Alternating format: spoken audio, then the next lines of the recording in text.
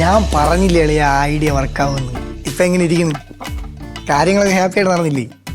അത് മതി. പക്ഷെ ചെലവ് വേണം കേട്ടാ. ഞാൻ ഇവിടെ നിന്ന് ഇറങ്ങിയോണ്ട് നിന്നെ വിളിക്കും. നീ ഇനി ചുമ്മാ ടെൻഷൻ അടിച്ചോണ്ടിരിക്കുന്നു വേണ്ട. വല്ലോണ്ടേ വിളി. ചേട്ടാ എന്താ ശിഖേ, പുതിയ പുലിവാലി വല്ലതും പിടിച്ചോ? പുലിവാല? ഞാൻ ഒരു ഐഡിയ പറഞ്ഞു കൊടുത്ത കാരണേ ഒരുത്തന്റെ ജീവിതം ഇപ്പം രക്ഷപ്പെട്ടിട്ടിരിക്കും. എടാ നശിച്ചു നല്ല രക്ഷപ്പെട്ടു എന്നല്ലേ? നീയല്ല ഐഡിയ പറഞ്ഞു, ഞാനാണ്. എന്താണ് ഐഡിയ? എടി അവനും അവന്റെ ഭാര്യയും തമ്മിൽ ഡെയിലി അടിയും വഴക്കും ഒരിഞ്ഞ യുദ്ധമായിരുന്നു. എനിക്ക് അപ്പോഴേ അറിയായിരുന്നു ഇതൊരു ഡൈവോഴ്സിന്റെ വക്കിലോട്ടാണ് പോണേന്ന്. പിന്നെ ചില പെണ്ണുങ്ങളെ സ്വഭാവം ഉണ്ടല്ലോ.